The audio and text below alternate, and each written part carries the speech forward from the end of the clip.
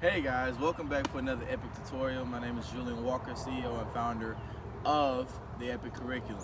Today we're going to be doing some soccer tutorial videos. The game of soccer is great for physical fine, physical gross motor development, also social emotional skills, language acquisition, and then mathematics skills as well.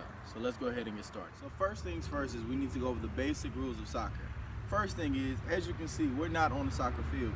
You don't necessarily need a soccer field to actually play the soccer games as far as the EPEC curriculum goes. We just need a flat surface, a safe surface for our kids to be able to participate.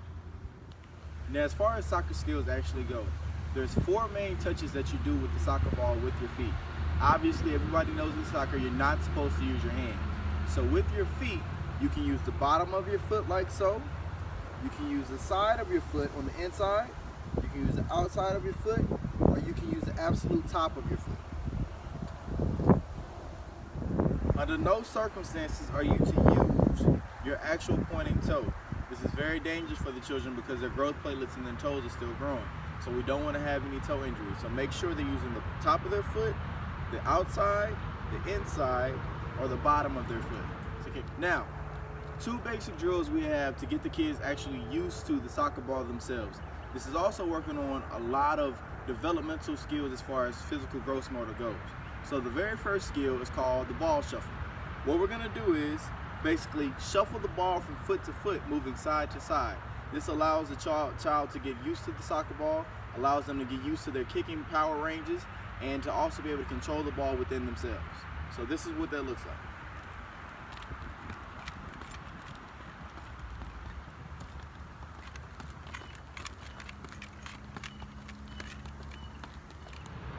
The next drill we have is going to be called the toe touch. The toe touch drill is simply just alternating foot for foot, tapping the ball on the top of the ball while balancing the ball in the same place. It looks a little bit like this.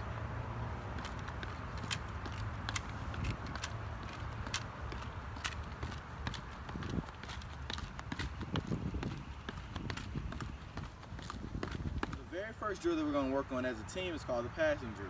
It's very simple. We're going to work on 2 basic concepts. Number 1, the stop of the pass. Number 2, the approach and the kick of the pass back. Okay? So the next drill we have for our children is the full court dribbling drill. The basics of this drill is that we're going to dribble down the field or down the court or down the hallway, wherever we're playing soccer, and dribble back. All we want them to do is be able to control the ball in front of them and corral it and keep it from going side to side.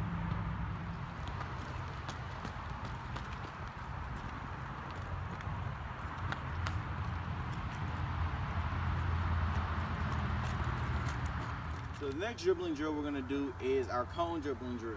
Now basically what's going to happen is we're going to dribble around obstacles. Now, at your schools and at your campuses, you'll actually have cones that you can use. Because we don't have cones today, we're just going to use lawn markers or lawn seats as our obstacles. This should show you that whether it's a chair or a book on the floor or whatever it is, you can use it as an obstacle to get the drill done.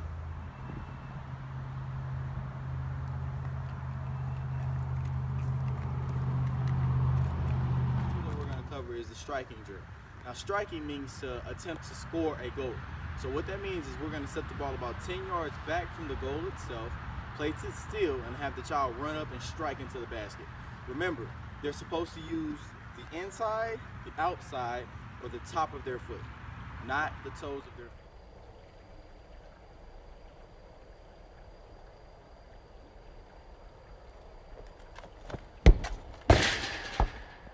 And this concludes our soccer tutorial.